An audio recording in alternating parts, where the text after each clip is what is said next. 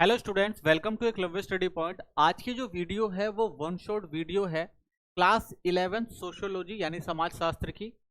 इस वीडियो में हम मिड टर्म एग्जाम के आपके जो भी मोस्ट इंपॉर्टेंट क्वेश्चन बनते हैं उस पर डिस्कशन करेंगे।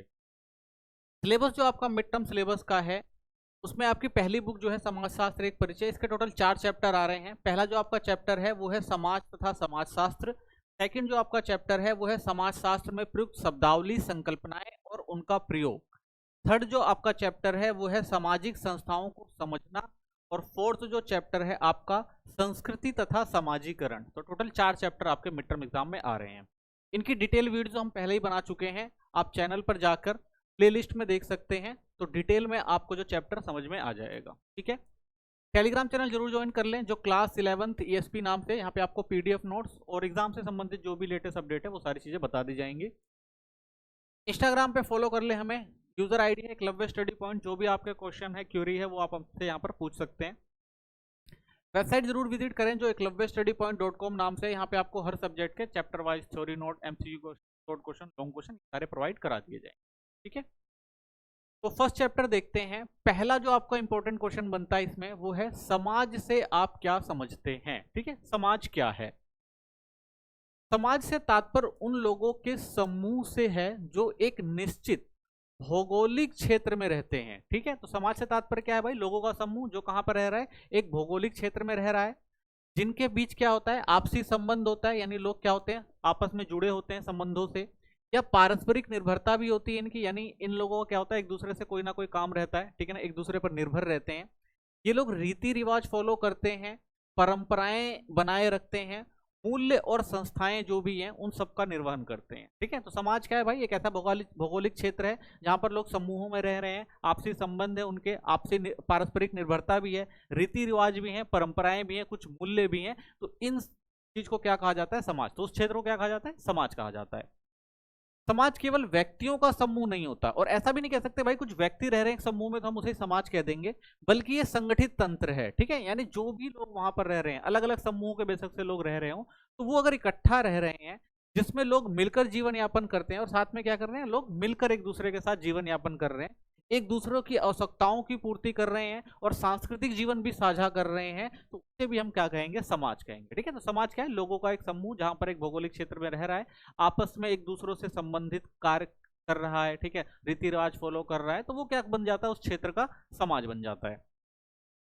समाज शास्त्र का जनक किसे माना जाता है और क्यों? तो देखिए, समाज शास्त्र का जनक ऑगस्टे कॉम्टे को माना जाता है, जो फ्रांस के एक महान विचारक थे। ठीक है, तो इन्होंने जो समाज शास्त्र की सबसे पहले परिकल्पना की थी, उन्होंने प्रारंभ में समाज के अध्ययन को सामाजिक भौतिकी कहा था। तो शुरुआत में क्या कहते हैं भाई? समाज जो है एक सामाजिक भौतिकी, यानी यहाँ पर लोग रह रहे हैं। लेकिन सन 1838 में इसका नाम बदलकर इन्होंने समाज शास्त्र रखा। लेकिन बाद में इन्होंने कहा भाई कि समाज शास्त्र जो है एक व्यापक विषय है, इसे एक विषय के रूप में समझना चाहिए, और अगर हम सब चीजों का अध्ययन करेंगे तो वो समाज शास्त्र ही कहलाएगा। इसलिए कॉम्टे का समाजशास्त्र का संस्थापक एवं जनक कहा जाता है। तो इसीलिए जो है भाई इन्होंने एक अलग विषय के रूप में जो समाज को समझने के लिए जो एक तंत्र बताया कि भाई समाज को एक समाजशास्त्र के रूप में अध्ययन किया जाना जरूरी है। तो इसीलिए क्या कहा गया भाई, इनको समाजशास्त्र का संस्थापक भी कहा जाता है और जनक भी कहा जाता है। ठीक है, तो समाजशास्त्र को पढ़ने के लिए, समझने के लिए एक नए विषय के रूप में अगस्टा कॉम्टे ने मान्यता दिलवाई। ठीक है, समाजशास्त्र का क्या अर्थ है? तो देखिए, समाजशास्त्र क्या है? तो समाजशास्त्र एक शाब्दिक अर्थ में अगर देखें तो इसका मतलब है समाज का विज्ञान, यानी समाज को वैज्ञानिक तरीके से समझना। यह समाज की संरचना, कार्यप्रणाली और परिवर्तन का अध्ययन कराता है। ठीक है भाई, समाज की संरचना कैसी है, समाज में लोग किस तरह से काम कर रहे हैं, समाज में क्यों और किन कारणों से परिवर्तन आ रहे हैं, तो इन सब चीजों का अध्ययन जो है समाजशास्त्र में एक वैज्ञानिक पद्धति के आधार पर किया जाता है। समाजशास्त्र व्यक्तियों के बीच होने वाले सामाजिक संबंधों और व्यवहारों का विश्लेषण करता है कि भाई समाज में कैसे संबंध बनते हैं, ठीक है ना, और किस तरह से लोग एक दूसरे से व्यवहार करते हैं, इन सब चीजों का अध्ययन समाजशास्त्र में किया जाता है। ये सामाजिक समस्याओं व संस्थाओं को समझने के लिए वैज्ञानिक पद्धति का उपयोग करता है। तो समाजशास्त्र क्या करता है भाई? वैज्ञानिक तरीकों से जो है समाज का अध्ययन कराता है कि भाई अगर कोई चीज हो रही है तो क्यों हो रही है, परिवर्तन हो रहा है तो क्यों हो रहा है, समाज में बदलाव आ रहे हैं तो क्यों हो रहे हैं। ये सारी चीजें जो है वैज्ञानिक पद्धति के आधार पर जो है समाजशास्त्र हमें सिखाता है। समाज की प्रमुख विशेषताएं क्या हैं? तो देखिए, समाज की कुछ मुख्य विशेषताएं होती हैं। सबसे पहला, संगठित समाज एक संगठित व्यवस्था है जहां लोग नियम, परंपराओं, संस्थाओं के आधार पर जीवन यापन करते हैं। ठीक है, तो हर समाज में क्या होता है भाई, वहाँ के नियम होते हैं, वहाँ की परंपराएं होती हैं, वहाँ की जो संस्थाएं होती हैं जो कहती हैं उसके हिसाब से जो है लोग वहाँ पर जीवन जीते हैं। दूसरा, संबंध। समाज में आपसी संबंधों पर आधारित होते हैं। इसमें परिवार, मित्रता, आर्थिक, धार्मिक और राजनीतिक संबंध शामिल होते हैं। तो ये सारी गतिविधि आपको समाज में होती दिखाई देती है, तो लोग संबंध से जुड़े होते हैं। विविधता। समाज में विभिन्न धर्म, जाति, भाषा, संस्कृति और परंपराएं वाले लोग पाए जाते हैं। ठीक है, फिर आता है अधिकार और कर्तव्य। तो समाज के प्रत्येक सदस्य को कुछ अधिकार मिलते हैं और साथ ही उनके कुछ कर्तव्यों की अपेक्षा भी की जाती है। तो समाज में भाई जिसको भी जो अधिकार दिए गए हैं, ठीक है ना, कॉन्स्टिट्यूशन राइट भी दिए जाते हैं समाज में। आजकल देखेंगे आप जिसको भाई कि अगर कोई नेता है तो उसके भी कुछ कर्तव्य हैं, आप एक नागरिक हैं तो आपके भी कुछ कर्तव्य हैं, अगर आप एक सरकारी अधिकारी हैं तो आपके भी कुछ कर्तव्य हैं और कुछ अधिकार हैं। तो इस तरह से क्या होता है भाई, जो समाज होता है वहां पर लोगों को क्या देता है, अधिकार और कर्तव्य देता है।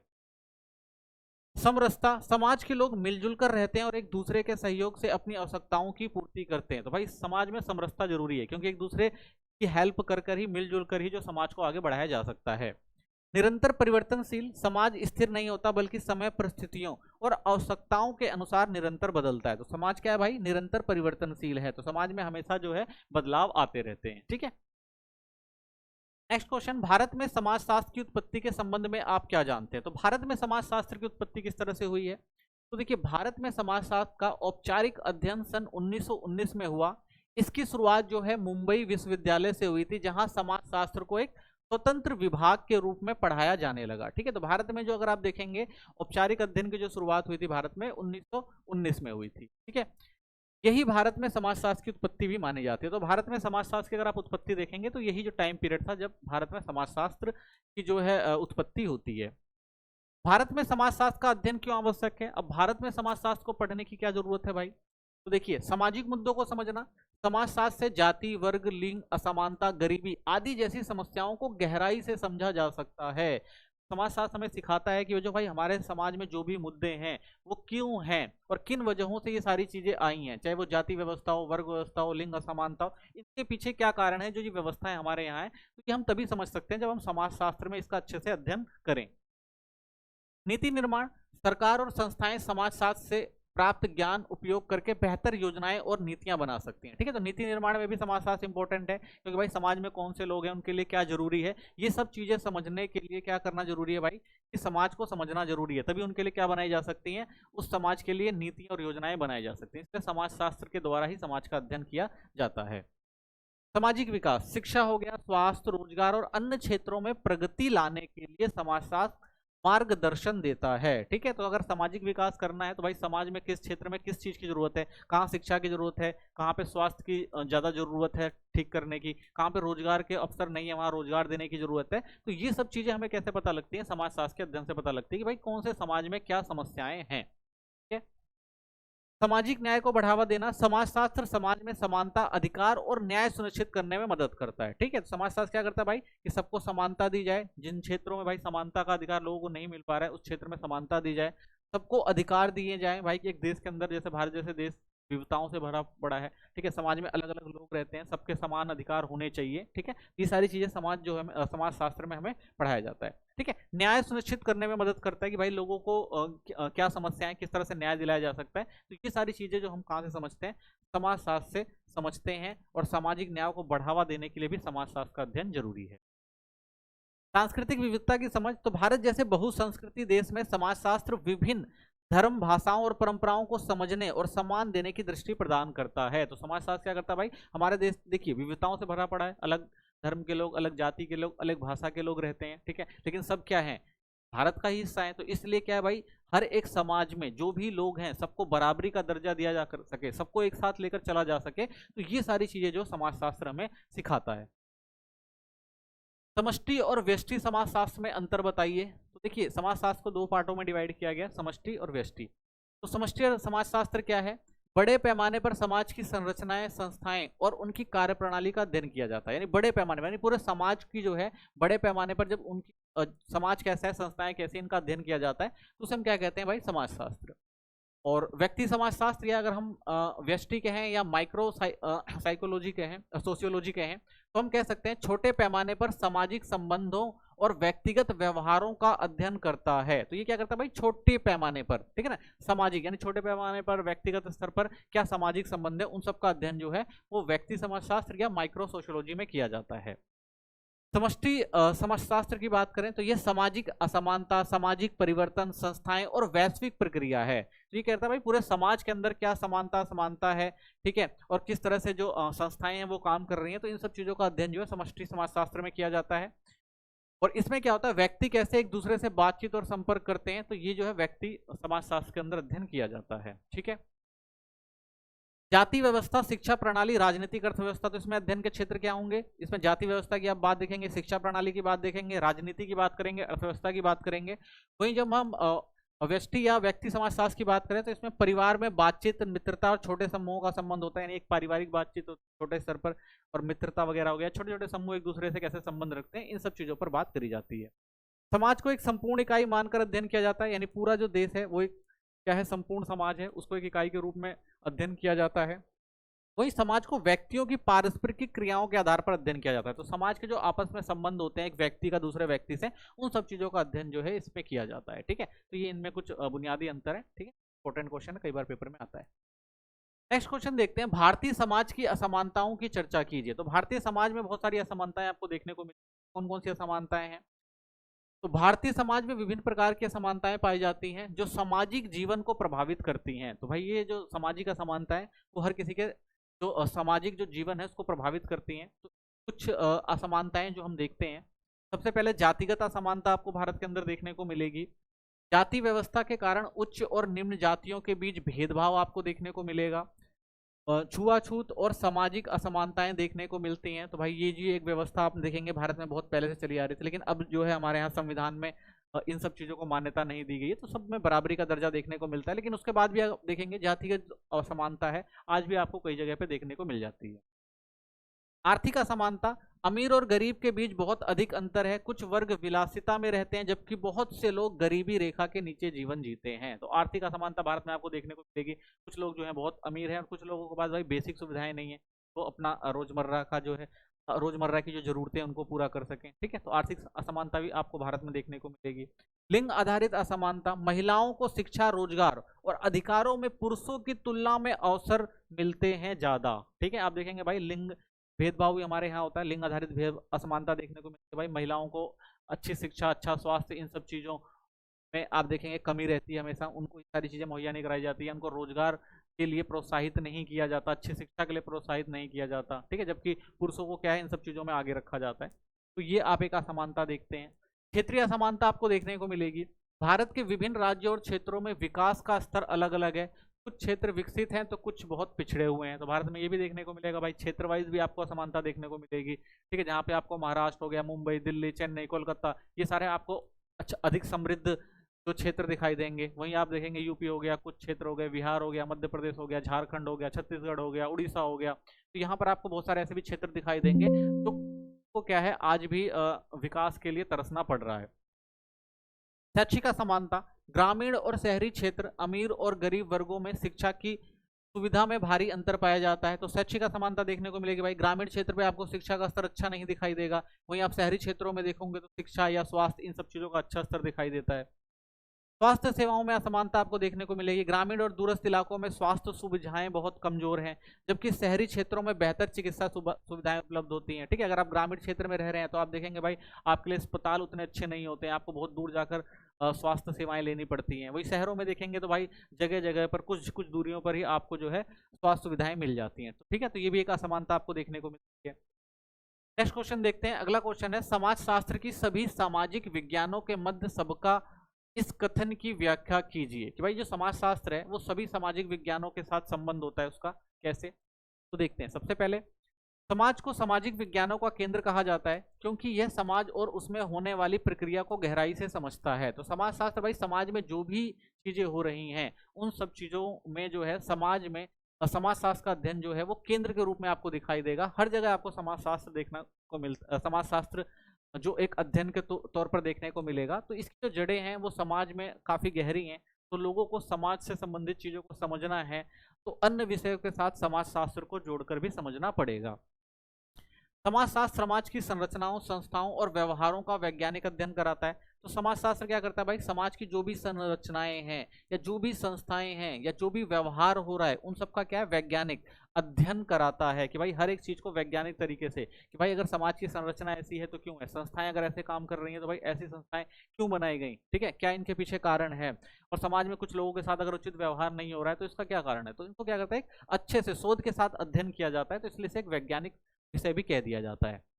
समाजशास्त्र राजनीति, अर्थशास्त्र, इतिहास, मानक व्यवहार, मानव विज्ञान, संस्कृति जैसे विषयों से जुड़ा हुआ है। तो समाजशास्त्र आप देखेंगे जितने भी हमारे यहाँ सब्जेक्ट हैं, जितने भी विषय हैं, उन सबके साथ आप समाज को जुड़ के देखते हैं, क्योंकि हर समाज जो है इन सब चीजों से मिलकर ही बनता है भाई। अगर एक समाज है तो समाज में आपको भाई राजनीति भी देखने को मिलेगी, यहाँ पे अर्थशास्त्र भी देखने को मिलेगा, इतिहास एक समाज का होता है, ठीक है, व्यवहार होता है, मानव विज्ञान होता है। तो इन सब चीजों का अगर आपको अध्ययन करना है तो समाज को समझना बहुत जरूरी है, और समाज को समझने के लिए समाजशास्त्र का अध्ययन बहुत जरूरी हो जाता है। इन विषयों से प्राप्त ज्ञान का उपयोग करके समाज को व्यापक रूप से समझने का प्रयास करते हैं। तो ये सारे विषय को अगर आप समझ रहे हैं, ठीक, और समाजशास्त्र को इसके साथ जोड़ रहे हैं, तो आप समाज को बहुत अच्छे तरीके से समझ सकते हैं। समाजशास्त्र केवल किसी एक पहलू पर अध्ययन नहीं देता, बल्कि यह सभी सामाजिक प्रक्रियाओं को समन्वित अध्ययन देता है। तो भाई ये क्या करता है, किसी एक चीज पर ध्यान नहीं दे रहा, बल्कि हर एक सामाजिक प्रक्रिया जो हो रही है समाज में, उन सब चीजों का अध्ययन करवाता है। समाजशास्त्र यह समझने का प्रयास करता है कि समाज कैसे कार्य करता है और उसमें परिवर्तन क्यों और कैसे होते हैं। तो समाजशास्त्र बताता है भाई कि एक समाज कैसे काम कर रहा है, अगर समाज में परिवर्तन हो रहा है तो क्यों हो रहा है और क्या परिवर्तन हो रहा है, ठीक है। तो ये सारा अध्ययन जो है हम समाजशास्त्र से ही करते हैं। समाजशास्त्र और अर्थशास्त्र में अंतर स्पष्ट कीजिए, ठीक है, दो विषय दिए हुए हैं, एक समाजशास्त्र और अर्थशास्त्र, इन दोनों में क्या अंतर है। देखिए, समाजशास्त्र समाज और सामाजिक संबंधों और सामाजिक संस्थाओं का अध्ययन कराता है। तो अध्ययन के क्षेत्र में अगर आप समाजशास्त्र को देखेंगे तो यहाँ पर आप सामाजिक संबंधों को देखेंगे और सामाजिक संस्थाओं को देखेंगे, ठीक है। वहीं जब आप अर्थशास्त्र की बात करते हैं तो आर्थिक गतिविधियों की बात करी जाती है यहाँ पे, यानी उत्पादन कितना हो रहा है, वितरण कितना हो रहा है, उपभोग कितना हो रहा है, तो इन सब चीजों का अध्ययन किया जाता है। प्रमुख विषय इसमें आप देखेंगे जाति, वर्ग, लिंग, सामाजिक संरचना, संस्कृति और आंदोलन, ये सारे जो है आपको प्रमुख विषय होंगे जिन पर अध्ययन किया जाता है। वहीं अर्थशास्त्र की बात करेंगे तो यहाँ पे आय, व्यय, व्यापार, आर्थिक विकास, मुद्रास्फीति, इन सब चीजों की बात करी जाती है। दृष्टिकोण की बात करते हैं, ये सांस्कृतिक, राजनीतिक और सामाजिक कारकों का अध्ययन है, ठीक है। और वहीं जब हम बात करते हैं अर्थशास्त्र की तो ये आर्थिक प्रणाली, बाजार, मांग, आपूर्ति और मूल्य निर्धारण का जो है वो अध्ययन कराता है। उद्देश्य क्या है, तो इसमें समाज की संरचना को समझना और सामाजिक समस्याओं का समाधान करना है। यानी पहले समाज को समझेंगे और समाज में अगर कोई समस्या है तो उसको कैसे ठीक किया जा सकता है, ये उद्देश्य होता है समाजशास्त्र को पढ़ने का। वही जब हम अर्थशास्त्र की बात करते हैं तो आर्थिक समस्याएं जैसे गरीबी और बेरोजगारी का समाधान निकालना इस विषय का महत्व होता है। संबंध क्या है, व्यक्ति और समाज के संबंध सामाजिक संस्थाओं का प्रभाव होता है। तो यहाँ पर अगर आप देखेंगे, चाहे व्यक्ति हो गया, चाहे एक समाज हो गया, तो ये जितने भी संबंध होते हैं वो किससे जुड़े होते हैं, एक किसी ना किसी सामाजिक संस्था से जुड़े होते हैं, उनके प्रभाव में होते हैं। वहीं इसके अंदर आप देखेंगे व्यक्ति समाज के आर्थिक निर्णय तथा संसाधनों का उपयोग किया जाता है। तो इसका मेन संबंध क्या है कि व्यक्ति कैसा है, समाज कैसा है, आर्थिक रूप से कैसे ये लोग एक दूसरे से जुड़े हुए हैं, इन सब चीजों का अध्ययन इसके अंदर किया जाता है, ठीक है। नेक्स्ट आपका आता है समाजशास्त्र और मनोविज्ञान में अंतर स्पष्ट कीजिए। तो देखिए, समाजशास्त्र की बात करते हैं तो समाज, सामाजिक संबंध और समूहों का अध्ययन है। वहीं मनोविज्ञान की बात करते हैं तो मानव का मन, व्यक्ति और मानसिक प्रक्रियाओं का अध्ययन किया जाता है, ठीक है।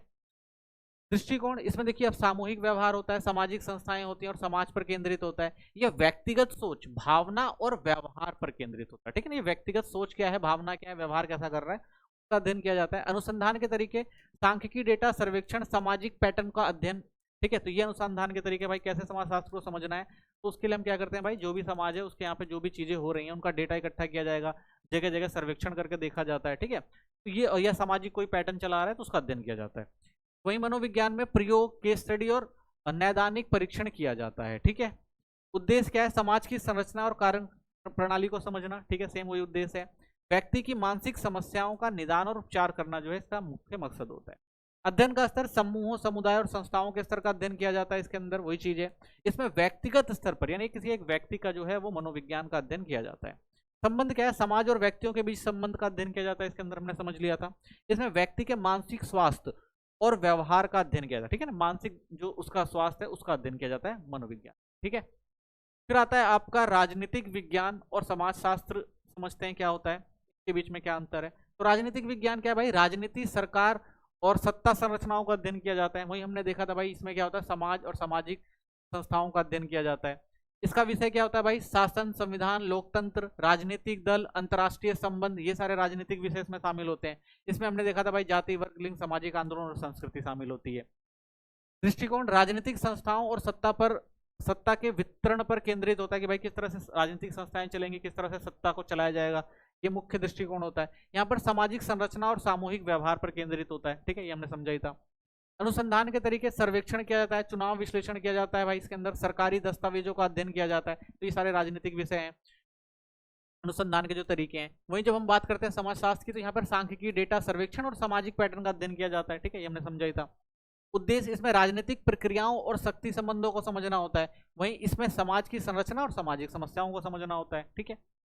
अध्ययन का स्तर क्या है? यहाँ पर स्थानीय, राष्ट्रीय और अंतर्राष्ट्रीय राजनीति पर केंद्रित होता है, ठीक है, यानी स्थानीय स्तर की भी राजनीति देखी जाती है भाई, और जो हमारी राष्ट्रीय उसका भी अध्ययन किया जाता है, अंतर्राष्ट्रीय दूसरे देशों तक के संबंधों का अध्ययन किया जाता है।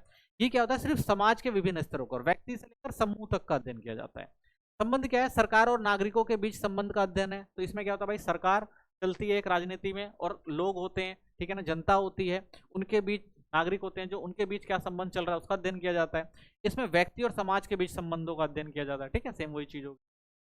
फिर आता है सरल समाज और जटिल समाज में क्या अंतर है, स्पष्ट कीजिए, ठीक है, इंपॉर्टेंट क्वेश्चन है। देखिए संरचना, सरल और गैर विभाजित सामाजिक संस्थाएं कम है, ठीक है। तो सरल समाज की बात करते हैं तो भाई सरल है, ठीक है, और गैर विभाजित है, और सामाजिक संस्थाएं ये कम आपको देखने को मिलेंगी, ठीक है। तो जो सरल समाज है वो आपको कम देखने को मिलेगा, यहाँ पर संस्थाएं जो यहाँ पर कम देखने को मिलेंगी। और वहीं जब हम जटिल समाज की बात करते हैं तो जटिल कई संस्थाएं और वर्ग विभाजन होता है, ठीक है। तो यहाँ पर क्या भाई, ये जटिल होती है थोड़ी, कई संस्थाएं आपको देखने को मिलेगी, साथ साथ वर्ग विभाजन भी देखने को मिलता है, ठीक है। जनसंख्या का आकार, छोटी जनसंख्या और सीमित समूह होते हैं सरल समाज में। यहाँ पर एक बड़ी जनसंख्या होती है और विभिन्न वर्ग और समूह आपको दिखाई देंगे।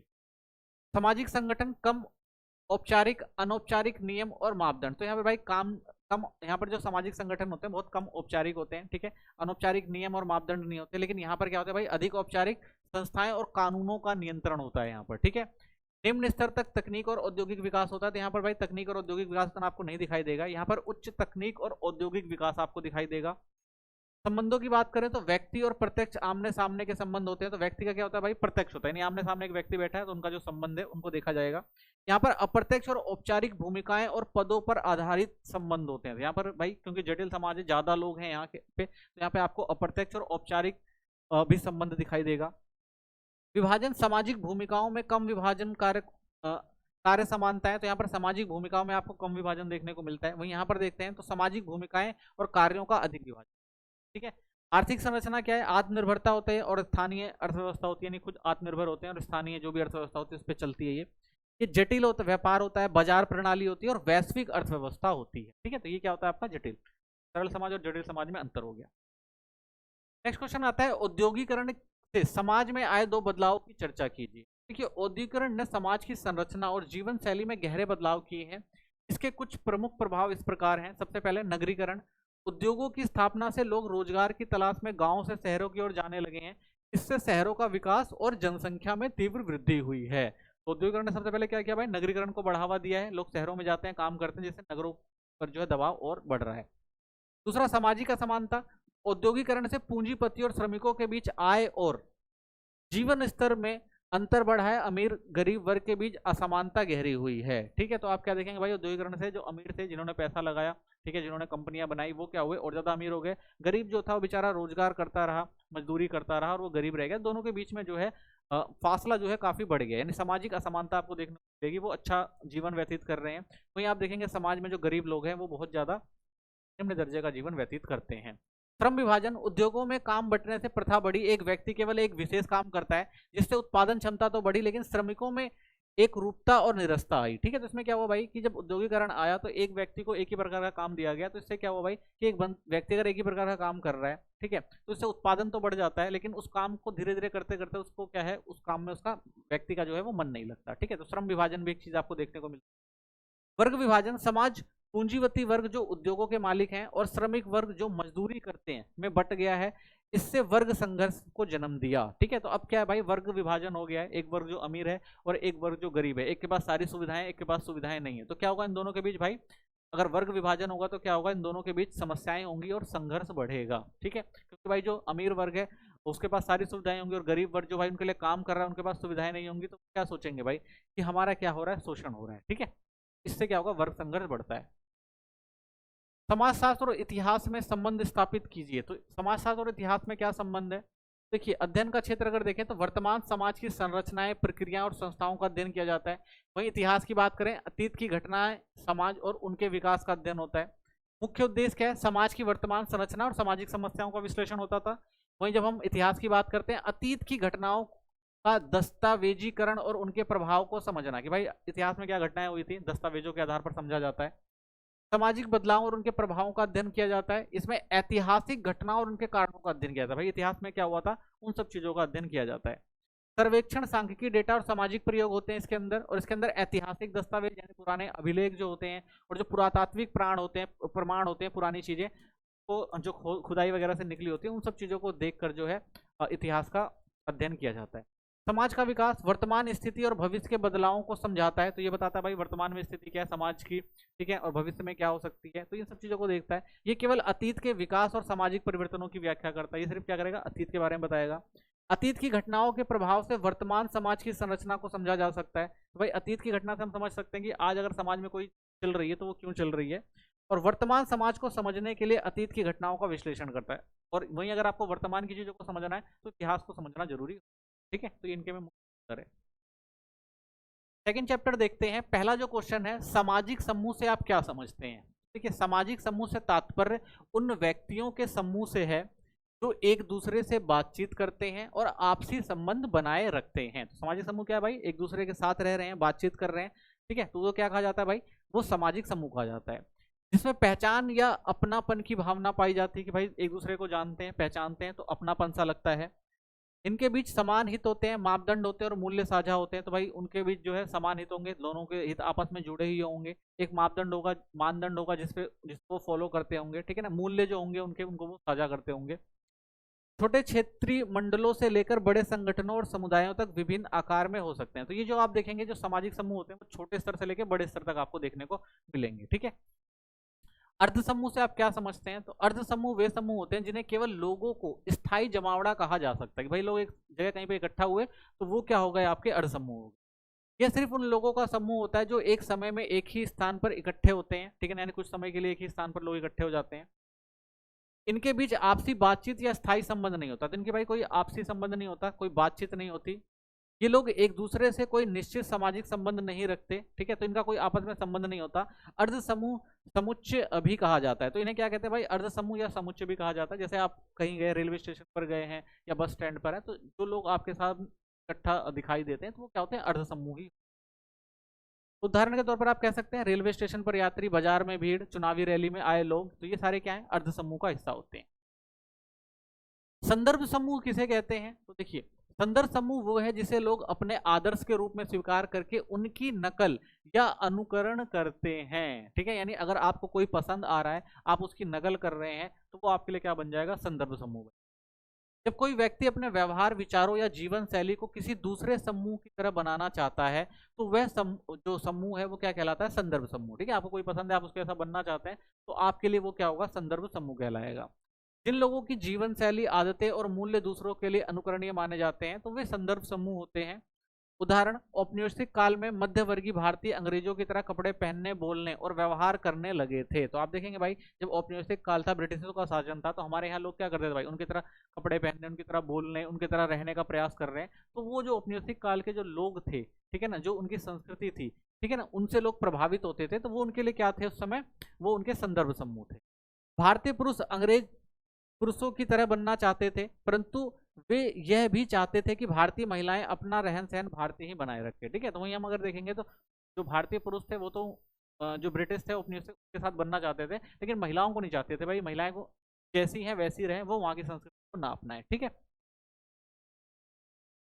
भूमिका से क्या तात्पर्य है? नेक्स्ट क्वेश्चन हमारा, समाज में किसी व्यक्ति द्वारा निभाई जाने वाली जिम्मेदारियां, कर्तव्य और अपेक्षाएं जो उसकी सामाजिक स्थिति के आधार पर निर्धारित होती है, उसे भूमिका कहते हैं। तो एक व्यक्ति है भाई समाज के अंदर, उसकी क्या है भाई, कुछ जिम्मेदारियां हैं, उसके कुछ कुछ कर्तव्य हैं, लोग उससे कुछ अपेक्षा कहते हैं। तो वही जो जो सारी चीजें हैं जो उसके लिए निर्धारित करी गई हैं किसी व्यक्ति के लिए, वो क्या कहलाती है, उसकी भूमिका कहलाती है। समाज में प्रत्येक व्यक्ति एक या अधिक सामाजिक भूमिकाएं होती हैं, जैसे पिता, शिक्षक, विद्यार्थी, मित्र आदि। तो भाई एक व्यक्ति है वो कई भूमिकाएं निभा सकता है, जैसे पिता भी हो सकता है, शिक्षक भी हो सकता है, विद्यार्थी भी हो सकता है, मित्र भी हो सकता है। ठीक है, तो समाज में एक व्यक्ति की कई सारी भूमिकाएं होती हैं। प्रदत्त तथा अर्जित परिस्थितियों में अंतर बताइए। देखिए प्रदत्त परिस्थिति क्या है, जो स्थिति व्यक्ति को जन्म से या अनैच्छिक रूप से मिलती है। तो प्रदत्त यानी पैदा होते ही जो उसको स्थिति मिल गई, वो क्या है, उसकी प्रदत्त स्थिति है। अर्जित परिस्थिति जो स्थिति व्यक्ति अपनी इच्छा, ठीक है, अपनी क्षमता और प्रयास से प्राप्त करता है, वो अर्जित स्थिति, यानी उसने समाज में अपनी स्थिति को जो है वो बनाया होता है। आधार देख सकते हैं आप, आयु, जाति, प्रजाति, नातेदारी, ये क्या है, प्रदत्त स्थिति है जो जन्म से मिलती है। वहीं जब हम बात करते हैं अर्जित, जैसे शैक्षणिक योग्यता, यानी कोई अच्छा पढ़ा लिखा है व्यक्ति है, तो वो क्या होता है, उसको जन्म से तो मिलता नहीं है ना, वो क्या करता है, वो अर्जित करता है शिक्षा को। आय वगैरह हो गई, उपलब्धियां हो गई, या व्यावसायिक विशेषज्ञता हो गई, भाई कोई अच्छा व्यापारी है, ठीक है, अच्छे पैसे कमा रहा है, तो ये क्या है, उसकी अर्जित परिस्थिति है। नियंत्रण, व्यक्ति के नियंत्रण से बाहर होती है, तो भाई व्यक्ति इस पर नियंत्रण कर ही नहीं सकता। ठीक है, व्यक्ति के प्रयास और मेहनत पर निर्भर करती है। तो अर्जित परिस्थिति होती है भाई उसके ऊपर निर्भर करती है, वो चाहे मेहनत करके हर एक स्थिति को प्राप्त कर सकता है। ठीक है, वहीं भाई अगर बात करें प्रदत्त स्थिति, वो तो भाई जन्म के आधारित है, व्यक्ति खुद हासिल तो कर नहीं सकता। उदाहरण, जन्म से प्राप्त जाति, परिवार और लिंग। जैसे भाई व्यक्ति ने जन्म लिया किसी अच्छी जाति में या किसी परिवार में या किसी लिंग में, तो वो क्या, उसकी प्रदत्त स्थिति है। लेकिन वहीं डॉक्टर, इंजीनियर, शिक्षक, खिलाड़ी बनना, ये क्या, ये अर्जित स्थिति, यानी कोई अगर गरीब परिवार में पैदा हुआ है, वो अपनी इच्छा क्षमताओं का विकास करके क्या कर सकता है, ये स्थिति जो प्रदत्त स्थिति है उसको क्या कर सकता है, अर्जित स्थिति को जो है वो हासिल कर सकता है। ठीक है, तो वो अर्जित कर सकता है, वो डॉक्टर बन सकता है, इंजीनियर बन सकता है, शिक्षक बन सकता है। ठीक है, जाति और वर्ग में अंतर बताइए। देखिए जाति क्या है, जन्म पर आधारित होती है, सामाजिक आर्थिक स्थिति पर आधारित। वहीं वर्ग जो होता है वो किस पर आधारित होता है, सामाजिक आर्थिक स्थिति पर आधारित होता है। ठीक है, प्रकृति, जाति एक बंद समूह है, यानी जिसमें आप, बंद समूह इसलिए कहा जाएगा ना भाई, जिस जाति में जन्म लिया तो उसके बाद जाति तो बदलती ही नहीं है, तो इसलिए क्या, ये बंद समूह है। वर्ग एक खुली व्यवस्था है। ठीक है, आप क्या कर सकते हैं, अपने वर्ग को बदल सकते हैं। विवाह, खान पान आदि के कठोर नियम होते हैं जाति में, वहीं वर्ग में ऐसी कोई कठोरता नहीं होती। स्थिरता, जाति व्यवस्था स्थिर और परंपरागत संगठन है, यानी स्थिर है भाई, जो एक बार बन गई वो बनी रहती है, उसमें कोई परिवर्तन नहीं होता। वर्ग व्यवस्था जाति की तुलना में कम स्थिर है। ठीक है, तो ये क्या होती है, बदल सकती है। समाज में आप अपनी जो आपका जो वर्ग है, जो आपकी क्लास है, उसको आप क्या कर सकते हैं, बदल सकते हैं। लोकतंत्र से संबंध, लोकतंत्र और राष्ट्रवाद से राष्ट्रवाद के प्रतिकूल है। ठीक है, तो इसमें जाति में जो भाई लोकतंत्र और राष्ट्रवाद का कुछ लेना देना नहीं है।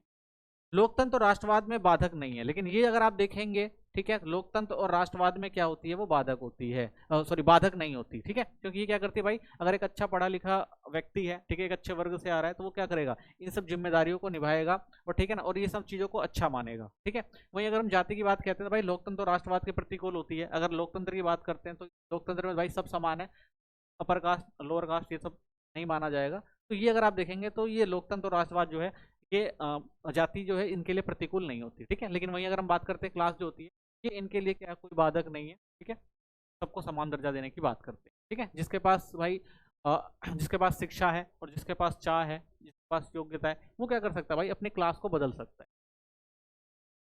सामाजिक स्त्रीकरण से क्या अभिप्राय है। ठीक है, तो सामाजिक स्त्रीकरण का अर्थ, समाज में लोगों के बीच भेदभाव। तो सामाजिक स्त्रीकरण का मतलब भाई एक दूसरे से भेदभाव अगर समाज में किया जा रहा है तो सामाजिक स्त्रीकरण है। समाज का ऊंच नीच, छोटा बड़ा, विशेषताओं के आधार पर विभिन्न स्टेट में अगर आप देखेंगे विभिन्न स्तरों में बढ़ जाना। ठीक है, आप देखते हैं भाई समाज में कई जगह आपको देखने को मिलेगा भाई ऊंच नीच भेदभाव होता है। ठीक है, या कोई अमीर गरीब का भेदभाव होता है, तो ये सारा क्या है, सामाजिक स्त्रीकरण ही तो है। इन स्तरों के आधार पर व्यक्ति और समूह की स्थिति तथा अवसरों का निर्धारण भी होता है। साथ ही भाई जो व्यक्ति का जो सामाजिक स्तर है, ठीक है ना, तो उसी के आधार पर जो व्यक्ति होता है और जो समूह होता है उसकी स्थिति को भी दर्जा दिया जाता है कई बार। ठीक है, ये भी एक क्या समस्या है। सामाजिक नियंत्रण को समझाएं। सामाजिक नियंत्रण का अर्थ क्या है, देखिए सबसे पहले व्यक्तियों और समूहों के व्यवहार को नियंत्रित करना होता है। तो सामाजिक नियंत्रण का मतलब अगर आप किसी समाज में रह रहे हैं तो वहां पर क्या करना है, जो भी व्यक्ति या समूह है उनके जो व्यवहार हैं उनको क्या करना है, नियंत्रित करना है, ताकि वे समाज द्वारा स्वीकृत नियम और मापदंडों का पालन कर सकेंगे। अगर समाज में एक नियम और मापदंड बनाए गए हैं तो व्यक्ति और समूह क्या करें, उसका पालन करें, ऐसे नियम बनाए जाने चाहिए। ठीक है, सामाजिक नियंत्रण ये होता है। दूसरा, बल प्रयोग एवं मापदंडों का पालन। समाज व्यवस्था बनाए रखने के लिए बल, परंपरा, मूल्य और नियमों का प्रयोग करा जाता है। ठीक है, वहीं अगर भाई जो सामाजिक नियंत्रण बनाए गए हैं, जो मूल्य दिए गए हैं, जो परंपराएं हैं, उनको फॉलो करने के लिए कहा जाता है। अगर उन सब चीजों को नहीं फॉलो किया जाता है तो उसके लिए क्या होता है, इसमें भाई दंड का प्रावधान होता है। ठीक है, कई बार क्या, कई जगह क्या होता है भाई कि दंड का प्रावधान अगर वो काम नहीं कर रहे हैं आप, ठीक है, यानी एक सामाजिक नियंत्रण बना दिया गया है कि भाई ये दायरे हैं, ये मापदंड है, ये नियम है, ये आपको फॉलो करने हैं। अगर आप फॉलो कर रहे हैं तो अच्छी बात है, ठीक है। अगर नहीं कर रहे हैं तो उसमें क्या होगा भाई, दंड का प्रावधान होगा, या कोई ना कोई पारंपरिक मूल्य स्थापित कर दिए जाते हैं, या नियम बना दिए जाते हैं कि भाई ऐसा करना, जैसे कहा जाता है धर्म में ऐसा करना पाप है, ठीक है, और ये करना गलत है। तो इससे भी क्या होता है, समाज पर जो है वो नियंत्रण रखा जाता है।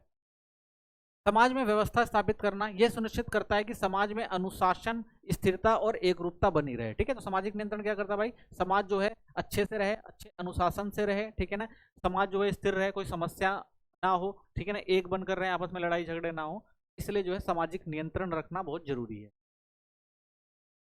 नेक्स्ट क्वेश्चन देखते हैं। अगला जो हमारा क्वेश्चन है वो है सामाजिक नियंत्रण के प्रकारों की चर्चा उदाहरणों सहित कीजिए। ठीक है, सामाजिक नियंत्रण किस प्रकार से रखा जाता है समाज पर। सबसे पहले औपचारिक नियंत्रण होता है। इसमें क्या होता है, जब नियंत्रण संगठित, संहिताबद्ध और व्यवस्थित साधनों से किया जाता है तो उसे औपचारिक सामाजिक नियंत्रण कहते हैं। यह लिखित नियमों और कानूनों पर आधारित होते हैं, यानी एक ऐसे औपचारिक नियम बना दिए जाते हैं जिनको लोगों को फॉलो करना पड़ता है, और उनको क्या करा जाता है भाई, उनको संगठित यानी लिखा होता है, अच्छे तरह से लिख के दिया गया होता है, और प्रशासन जो है इन नियमों को लागू करवाता है, पालन करवाता है। अगर लोग नहीं करते तो दंड का भी प्रावधान होता है। ठीक है, तो कौन कौन आते हैं इसमें, जैसे राज्य आ गया, सरकारें आ गई, कानून हो गया, पुलिस हो गई, न्यायालय हो गया, संविधान हो गया। तो ये सारी जो संस्थाएं हैं वो औपचारिक नियंत्रण में काम करती हैं। दूसरा आता है अनौपचारिक नियंत्रण। यह व्यक्तिगत, असंगठित और असंहिताबद्ध होता है। ठीक है, तो ये क्या होता है, ये व्यक्तिगत होता है, असंगठित होता है, यानी इसको संगठित करके नहीं रखा जाता, ना इसमें कुछ लिखा जाता है। इसमें क्या होता है, परंपराएं, सामाजिक मूल्य और नैतिक दबाव शामिल होते हैं। ठीक है, तो ये क्या, हम जो नियमों का पालन करते हैं वो हमारी परंपराओं से जुड़ी होती हैं, या ये क्या, वो सामाजिक मूल्य जो हमें सिखाए जाते हैं वो होते हैं, या हमारे ऊपर नैतिक दबाव होता है उनको फॉलो करने का। ठीक है, जैसे परिवार हो गया, धर्म, नातेदारी, मित्र, रीति रिवाज और लोकमत। तो ये जो लोग हैं ये क्या करते हैं भाई, अनौपचारिक तौर पर हमें नियंत्रित करते हैं। ठीक है, नेक्स्ट क्वेश्चन, अगला क्वेश्चन है हमारा, भूमिका स्थिरीकरण को उदाहरण सहित समझाइए। तो भूमिका स्थिरीकरण क्या होता है, जब कोई व्यक्ति अपनी सामाजिक भूमिका को अच्छे से समझता है, उस भूमिका के अनुसार अपने व्यवहार को ढालता है और समाज भी उसे भूमिका में स्वीकार कर लेता है, तो उसे भूमिका स्थिरीकरण कहते हैं। यानी एक व्यक्ति जो है अपने कर्तव्यों का पालन समाज में कर रहा है और लोग भी उसे स्वीकार कर ले रहे हैं, तो ये क्या है, भूमिका स्थिरीकरण है। उदाहरण, शिक्षक की भूमिका स्थिरीकरण क्या है भाई, शिक्षण करना, अनुसंधान करना, मार्गदर्शन करना। तो ये सब लोग मान लेते हैं भाई एक शिक्षक है तो वो जो चीजें बता रहा है वो अच्छी बता रहा है और हमारे भविष्य के लिए ठीक होंगी। ठीक है, नेक्स्ट, माता पिता की भूमिका स्थिरीकरण होती है, जैसे पालन पोषण करते हैं, जिम्मेदारी, स्नेह देना। तो ये सारी चीजें क्या है, भूमिका स्थिरीकरण, यानी ये उनकी जिम्मेदारियां होती हैं और जो समाज होता है वो भी इसको स्वीकार कर लेता है। ठीक है, नेक्स्ट क्वेश्चन है, जाति एवं बंध स्थिरीकरण है जबकि वर्ग एक खुला स्थिरीकरण है, इस कथन को स्पष्ट कीजिए। ठीक है, सही बात है भाई, जाति जो है एक बंद स्थिरीकरण है, वहीं करे वर्ग की तो वो खुला स्थिरीकरण है। कैसे, क्योंकि जाति जो है जन्म पर आधारित होती है, बदला नहीं जा सकता, लेकिन वहीं वर्ग जो होता है वो खुला स्थिरीकरण होता है। इसमें क्या होता है, आर्थिक स्थिति, शिक्षा और व्यक्तिगत उपलब्धियों पर आधारित होती है। अगर ये आपके पास है तो आप क्या कर सकते हैं, समाज में अपनी स्थिति बदल सकते हैं। अवसरों तक पहुंच जाति के अनुसार सीमित थी। पहले क्या, अगर आप देखेंगे भाई, जो जातिगत नियम बनाए गए थे उसी का आधार पर काम मिलता था, लेकिन वहीं वर्ग की बात करते हैं आज के टाइम में तो योग्यता, आर्थिक स्थिति के आधार पर अवसर उपलब्ध है भाई। अगर आपके पास योग्यता है, आर्थिक उपलब्धियां आपके पास है, तो क्या कर सकते हैं, अपने क्लास को बदल सकते हैं। विवाह और सामाजिक संबंध, अंतर जाति विवाह पर पाबंदी है। वहीं अगर हम देखेंगे भाई जाति व्यवस्था में क्या होता है, ठीक है, यहाँ पे स्थिरीकरण आपको ज्यादा देखने को मिलेगा, जाति अंतर जातीय विवाह पर पाबंदी लगाई गई थी। वहीं अंतर वर्गीय विवाह पर संबंध सामान्य, यहाँ पर आप देखते हैं भाई बड़े बड़े वर्ग के लोग जो होते हैं वो जाति और इन सब चीजों में मान्यता नहीं रखते, वो लोग क्या करते हैं, विवाह संबंध बनाते हैं। परिवर्तन की संभावना, जन्म के आधार पर स्थायी परिवर्तन संभव नहीं है, तो जन्म पर आधारित होती है भाई, इसमें बदलाव नहीं होता। ये जो होती है शिक्षा, मेहनत और योग्यता से स्थिति को क्या है, बदलना संभव होता है, ये बदली जा सकती है, यानी अपना जो क्लास है, वर्ग है, उसको क्या कर सकते हैं, बदल सकते हैं। ठीक है, खुला स्थिरीकरण है। संसाधनों का वितरण, उच्च जातियों को अधिक अवसर और संसाधन, निम्न जातियों को कम। तो इसमें भाई एक व्यवस्था थी, आप देखेंगे उच्च जातीय थे उनके पास ज्यादा अवसर थे, ज्यादा संसाधन थे, निम्न जातियों के पास कम थे। और यहाँ आप देखेंगे विभिन्न वर्गों के बीच संसाधन और अवसरों का वितरण है। तो यहाँ पर भाई हर वर्ग जो है आपस में संसाधनों का वितरण करके रखता है, ठीक है, यानी जिसके पास क्वालिटी है वो क्या करता है, अब संसाधनों तक अपनी पहुंच बना लेता है, ठीक है। ये क्या है, अंतर है इनमें। नेक्स्ट क्वेश्चन है, द्वैतिक समूह क्या है और द्वैतिक समूह की कोई दो विशेषताएं बताइए, ठीक है। ऐसे समूह जो किसी विशेष उद्देश्य या लक्ष्य को प्राप्त करने के लिए बनाए जाते हैं उन्हें द्वैतिक समूह कहते हैं। तो क्या होता है भाई, कोई विशेष उद्देश्य होता है या कोई लक्ष्य होता है, अगर उसको प्राप्त करना है तो उनके लिए समूह बनाए जाते हैं। इन समूहों में संबंध प्राय औपचारिक होते हैं, अवैयक्तिक होते हैं और लक्ष्य उन्मुख होते हैं। तो भाई ये कोई औपचारिक नहीं है, या एक व्यक्ति से दूसरे व्यक्ति का बेशक संबंध हो ना हो, लेकिन जो लक्ष्य पाना है उसके लिए लोग क्या होते हैं, इकट्ठा हो जाते हैं। मुख्य विशेषताएं, इनका आकार अपेक्षाकृत बड़ा होता है, तो बड़े पैमाने पर आप देखेंगे इनका आकार। ये लक्ष्य उन्मुख होते हैं, यानी किसी भी विशेष उद्देश्य को पूरा करने के लिए बनाए जाते हैं, यानी कोई भी एक विशेष उद्देश्य प्राप्त करना है तो लोग क्या होते हैं, इनसे जुड़ते रहते हैं। इसमें औपचारिक और अव्यक्तिगत संबंध पाए जाते हैं, ठीक है। तो इसमें क्या होते हैं भाई, औपचारिक और अव्यक्ति, यानी औपचारिक संबंध होते हैं। मान लीजिए भाई आपको कोई आप मांग कर रहे हैं सरकार से, और उस मांग को भाई बहुत सारे लोग कर रहे हैं, जैसे किसान कई बार आंदोलन कर देते हैं, तो बहुत सारे किसान जो होते हैं वो मांगे रख देते हैं, तो उसके बाद वो आंदोलन होता है तो बहुत सारे लोग क्या होते हैं, जुड़ जाते हैं उस समूह से। बेशक से एक दूसरे को जानते हो ना हो जानते हो, लेकिन एक लक्ष्य को प्राप्त करने के लिए लोग एक साथ इकट्ठा हो जाते हैं, ठीक है। तो उसे क्या कहा जाता है, द्वैतिक समूह कहा जाता है। उदाहरण के तौर पर भी आप देख सकते हैं कुछ, जैसे विद्यालय हो गया, सरकारी कार्यालय हो गए, अस्पताल हो गए, छात्र संघ हो गए, ठीक है। तो ये सारे क्या देखने को मिलेंगे आपको, द्वैतिक समूह होते हैं, ठीक है। जाति आधारित स्त्रीकरण से क्या अभिप्राय है, ठीक है। तो जाति आधारित स्त्रीकरण आपको पता ही है क्या होता है भाई, समाज में व्यक्ति की स्थिति जन्म पर निर्धारित होती है। विभिन्न जातियां सामाजिक श्रेष्ठता क्रमबद्ध ढांचा होता है कि भाई की सबसे ऊंची जाति जो है सबको सबसे ज्यादा संसाधन मिलेंगे और उनकी स्थिति भी जो ज्यादा अच्छी रहेगी। जाति व्यवस्था में प्रत्येक स्थान दूसरे के संबंधों में शुद्धता और अपवित्रता से प्रभाषित किया जाता था। तो पहले अगर आप देखेंगे भाई जाति व्यवस्था में शुद्धता और अपवित्रता भी थी, कि भाई ऊपर वाली जाति वाले शुद्ध हैं और नीचे वाले अपवित्र हैं, उनको देखना और छूना भी जो है पाप है, ऐसा समझा जाता था। पुरोहित वर्ग ब्राह्मण को सबसे श्रेष्ठ और पवित्र माना जाता था, जबकि पंचम अपृश्य सबसे नीचे माने जाते थे। तो ब्राह्मण भाई सबसे ऊपर और अपृश्य यानी जो किसी को छू नहीं सकते वो सबसे नीचे माने जाते थे। पारंपरिक व्यवस्था को ब्राह्मण, क्षत्रिय, वैश्य और शूद्र के 4 वर्णों में भी विभाजित किया गया था, और साथ में भाई एक वर्ण व्यवस्था बना दी गई थी जिसमें ब्राह्मण, क्षत्रिय, वैश्य, शूद्र में सबको शामिल कर लिया जाता था भाई। तो ब्राह्मण सबसे ऊंचे हैं तो उनकी स्थिति और ज्यादा अच्छी है, क्षत्रिय है उनकी भी स्थिति अच्छी होती थी, वैश्य भी स्थिति जो थी वो ठीक थी, शूद्र से वो सबसे नीचे थे इसलिए उनकी स्थिति भी जो सबसे खराब आपको देखने को मिलती है, ठीक है। नेक्स्ट चैप्टर देखते हैं। थर्ड चैप्टर में जो पहला इंपॉर्टेंट क्वेश्चन बनता है आपका, सामाजिक संस्थाओं से आप क्या समझते हैं, ठीक है। तो सामाजिक संस्थाएं क्या है, सामाजिक संस्था समाज में स्थापित एक व्यवस्थित और संगठित व्यवस्था है जो मानव के सामूहिक जीवन और गतिविधियों को नियंत्रित करती है। ये संस्थाएं समाज की महत्वपूर्ण आवश्यकताओं को पूरा करती हैं, लोगों के व्यवहार तथा आपसी संबंधों को निश्चित ढांचे में बढ़ाती हैं। तो सामाजिक संस्थाएं क्या होती है भाई, समाज में जो लोग रह रहे हैं, जो भी काम कर रहे हैं या जो भी अवसर मिल रहे हैं वो सब किससे रिलेटेड होते हैं, वो सारे सामाजिक संस्थाओं से रिलेटेड होते हैं, ठीक है।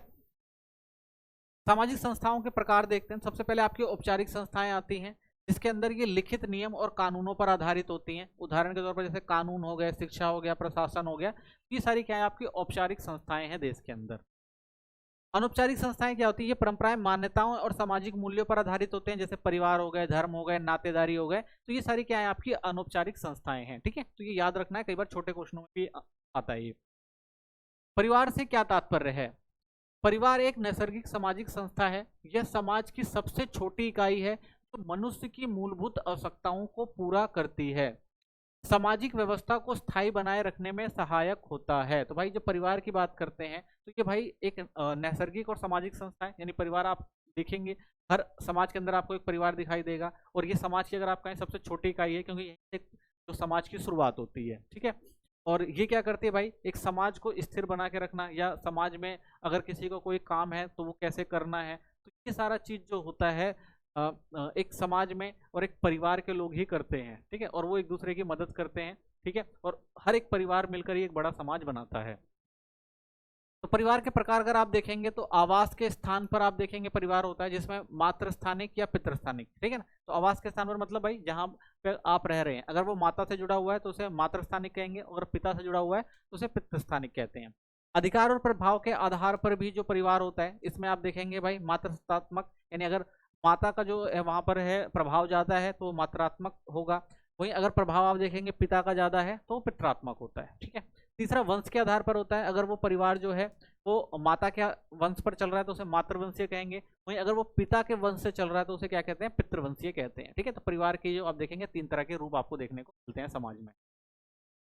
विवाह से क्या तात्पर्य है?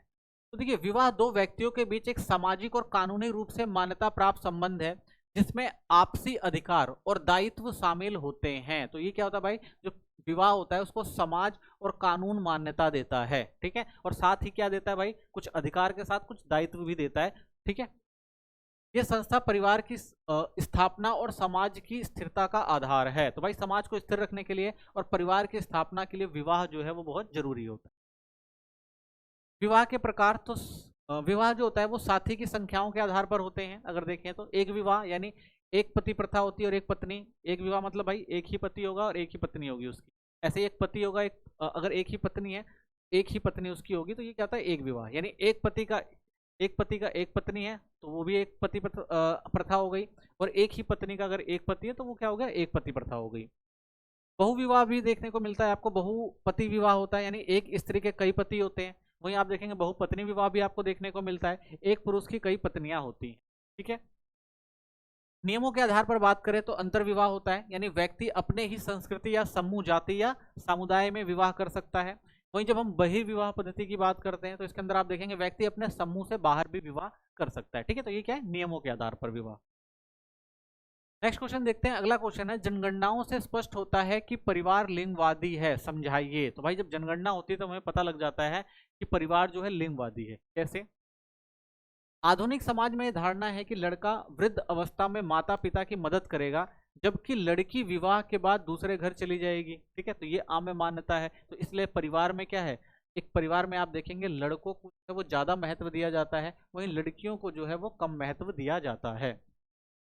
इसी सोच के कारण लड़कियों पर कम और लड़कों पर अधिक धन व्यय किया जाता है। तो यहाँ पर आप देखेंगे भाई भेदभाव की शुरुआत होती है। लोगों को लगता है कि भाई जो घर का जो वंश चलाएगा वो लड़का चलाएगा और आगे जो माता पिता की सेवा जो करेगा वो भी लड़का करेगा। तो इसलिए इस सोच के साथ जो है लड़कियों के साथ भेदभाव किया जाता है, क्योंकि ऐसा लगता है भाई लड़कियां तो शादी करके चली जाएंगी, वो तो यहाँ रहेंगी नहीं। तो ये देखते हुए लड़कों पर जो है वो ज्यादा धन खर्चा किया जाता है और उनको समाज में अच्छे से दिलाने का प्रयास किया जाता है।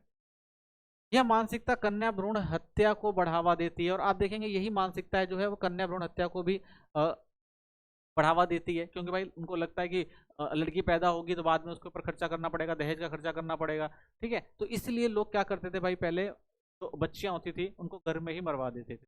इसीलिए ये मानसिकता जो क्या करती है भाई, कन्या भ्रूण हत्या का कारण बनती है। और बाद में आप देखेंगे जनगणना की हम बात कर रहे हैं तो आप देखेंगे भाई लिंग अनुपात जो होगा वो महिलाओं का हमेशा कम होता हुआ आपको दिखाई देगा। अन्य कारण भी है, जैसे शिक्षा में लैंगिक भेदभाव आपको देखने को मिलेगा। तो महिलाओं के साथ भाई शिक्षा में लैंगिक भेदभाव क्या रहता है, जितनी अच्छी शिक्षा लड़कों को दी जाती है उतनी लड़कियों को नहीं दी जाती। स्वास्थ्य सेवाओं में आपको असमानता देखने को मिलती है कि भाई कि जितना ख्याल लड़कों का रखा जाता है उतना लड़कियों का नहीं। आर्थिक विषमता है, आर्थिक रूप से भाई सक्षम नहीं बनाया जाता उन्हें। परिवार में भूमिकाओं का विभाजन कर दिया जाता है कि भाई जो पैसा कमाएगा वो लड़का कमाएगा, जो लड़कियां होंगी वो घर का काम करेंगी। ठीक है। तो उनको समाज में बाहर नहीं जाने दिया जाता, इसलिए भी वो अपना विकास नहीं कर पाती। ठीक है। अपने लिए चीजें कर नहीं पाती, समाज में एक अच्छा दर्जा नहीं पा पाती वो। संपत्ति के अधिकार से वंचित करना, तो महिलाओं को भाई संपत्ति का अधिकार नहीं जाता, जिससे वो आर्थिक रूप से कमजोर होती है और भविष्य में अच्छे फैसले भी नहीं ले पाती। परिवार के स्वरूप में आ रहे परिवर्तनों का उल्लेख कीजिए। ठीक है। तो नेक्स्ट क्वेश्चन हमारा ये है, आधुनिक समाज में परिवार के स्वरूप में कई महत्वपूर्ण बदलाव देखने को मिलते हैं। सबसे पहले शहरीकरण और औद्योगिकीकरण के कारण संयुक्त परिवार टूट रहे हैं और एकल परिवार का प्रचलन बढ़ रहा है। तो आप देखेंगे पहले जो लोग थे वो ग्रामीण क्षेत्रों में रहते थे, पूरा का पूरा परिवार जो है एक साथ रहता था। ठीक है। दादा दादी, चाचा चाची, ठीक है, ताऊ ताई, ये सब लोग थे। लेकिन आज आप देखेंगे भाई लोग जो है वो नगरों की तरफ ज्यादा जा रहे हैं और नगरों की तरफ आप देखेंगे एकल परिवार आपको ज्यादा दिखाई देगा। ठीक है। महिलाएं अब केवल गृहिणी तक सीमित ना रहकर शिक्षा, रोजगार और राजनीति में सक्रिय भूमिका निभा रही हैं। ठीक है। आप ये भी देखेंगे जो महिलाएं हैं वो अब गृहिणी नहीं रह गई हैं। ठीक है। उनके पास भी शिक्षा है, रोजगार है और राजनीति में भी उनकी भूमिका जो है वो बढ़ रही है।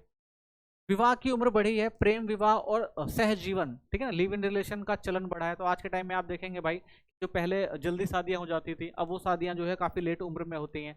आजकल देखेंगे आप प्रेम विवाह भी, या फिर आजकल ये भी है कि भाई बिना शादी के भी रहन सहन, तो ये सारी चीजें आप देखेंगे समाज में बदलती हुई आपको दिखाई दे रही हैं। जनसंख्या नियंत्रण, शिक्षा और परिवार नियोजन के कारण छोटे परिवार को प्राथमिकता दी जा रही है। तो आज के टाइम में भाई लोग समझदार हो गए हैं, शिक्षित हो गए हैं, तो जनसंख्या नियंत्रण भी लोग कर रहे हैं। तो परिवार में जो आप देखेंगे कम बच्चे हैं, परिवार नियोजन पर लोग ध्यान देते हैं, ठीक है। परिवार में महिलाओं को अधिक अधिकार और स्वतंत्रता मिलने लगी है। तो अब आप देखेंगे आज के समाज में महिलाओं को जो है अधिकार और स्वतंत्रता पुरुषों के साथ साथ दी जाने लगी है, ठीक है। तलाक, पुनर्विवाह, एकल माता पिता और गोद लेने जैसे नए पारिवारिक स्वरूप भी आपको सामने देखने को मिलते हैं। तो आजकल आप देखेंगे भाई अगर सहमति नहीं है तो तलाक भी हो जाते हैं, ठीक है ना, और दोबारा विवाह भी कर सकते हैं, ठीक है। माता जो है, अगर एकल माता पिता है, उनके पास संतानें नहीं है, तो वो गोद भी ले सकते हैं। तो ये सारे अगर आप देखेंगे परिवार के स्वरूप में नए परिवर्तन आज के टाइम में आपको देखने को मिलते हैं, ठीक है। नागरिकता के अधिकारों में नागरिक, राजनीतिक और सामाजिक अधिकार शामिल है, इस कथन को स्पष्ट कीजिए, ठीक है। तो नेक्स्ट क्वेश्चन हमारा ये है, नागरिक केवल किसी देश का नागरिक होने की स्थिति नहीं होती, बल्कि इसके साथ साथ नागरिकों को कुछ विशेष अधिकार भी प्राप्त होते हैं। ये अधिकार उन्हें स्वतंत्रता, सम्मानित और सुरक्षित जीवन जीने में सक्षम बनाते हैं। तो भाई एक व्यक्ति अगर किसी जगह रह रहा है, किसी क्षेत्र में रह रहा है या किसी देश में रह रहा है, तो वो क्या होता है, वहाँ का नागरिक होता है। तो नागरिक ऐसा नहीं कि भाई सिर्फ एक नागरिक मान्यता दी जाती है, उसके साथ साथ उसकी और भी मौलिक अधिकार उसके पास होते हैं एक नागरिक के रूप में किसी देश में, ठीक है। जैसे वो भाई स्वतंत्र होता है, ठीक है, सम्मानित होता है, वो भी कुछ कर सकता है, ठीक है ना, उसको भी सुरक्षा का अधिकार होता है, आर्थिक अधिकार होते हैं, वो कोई काम कर सकता है। तो सबसे पहला देखते हैं इसमें नागरिक अधिकार सबसे पहले जो दिए जाते हैं, रहने की जगह चुनने का अधिकार होता है, भाई कहीं भी रह सकता है। भाषा और धर्म की स्वतंत्रता होती है उसे। संपत्ति का अधिकार होता है, कानून के समक्ष उसको समानता मिलती है, न्याय का अधिकार मिलता है, ठीक है। तो ये नागरिक अधिकार है, कोई अगर व्यक्ति किसी देश में रह रहा है और वहां का नागरिक है तो। साथ ही राजनीतिक अधिकार भी होते हैं, चुनाव में भाग लेने का अधिकार होता है, ठीक है, तो वो क्या कर सकता है भाई, खुद भी चुनाव में भाग ले सकता है। मतदान का अधिकार होता है, वो मतदान कर सकता है। सार्वजनिक पदों के लिए खड़े होने का अधिकार, वो भी चाहे तो भाई किसी भी पद के लिए देश के अंदर खड़ा हो सकता है राजनीतिक तौर पर। शासन की प्रक्रिया में भागीदारी का अधिकार होता है, ठीक है ना, तो देश के अंदर जो भी शासन प्रशासन चल रहा है उसमें वो भी भागीदार बन सकता है, ठीक है। ये सारे जो है एक राजनीतिक अधिकार मिलते हैं एक व्यक्ति को अगर वो किसी देश का नागरिक है तो, ठीक है। सामाजिक अधिकार होते हैं, व्यक्ति को न्यूनतम स्तर आर्थिक कल्याण और सुरक्षा प्राप्त करने का अधिकार होता है। यानी अगर एक देश में कोई व्यक्ति रह रहा है, वहाँ का नागरिक है, तो सरकार का भाई एक कर्तव्य बनता है कि भाई अगर उसको उसकी बेसिक सुविधाएं नहीं मिल रही हैं तो गवर्नमेंट क्या करे, उनको वो चीज़ें मुहैया करवाए, ठीक है। शिक्षा और स्वास्थ्य सुविधाओं का अधिकार, तो वो भी क्या कर सकता है भाई, शिक्षा और स्वास्थ्य के अधिकार ले सकता है। समान अवसर और गरिमापूर्ण जीवन का अधिकार, तो भाई इसको भी समान अवसर है। अगर देश के अंदर कोई भी वैकेंसी आ रही है, ठीक है ना, कोई भी अगर वो काम करना चाहता है तो उसको बिल्कुल समानता दी जाएगी, उसके साथ कोई भेदभाव नहीं किया जाएगा, ठीक है। तो वो भी गरिमापूर्ण जीवन जी सकता है, उसके साथ कोई भेदभाव नहीं करेगा। तो ये क्या होते हैं, सारे नागरिक अधिकार होते हैं। नेक्स्ट क्वेश्चन है, राज्य की संकल्पना स्पष्ट कीजिए, ठीक है।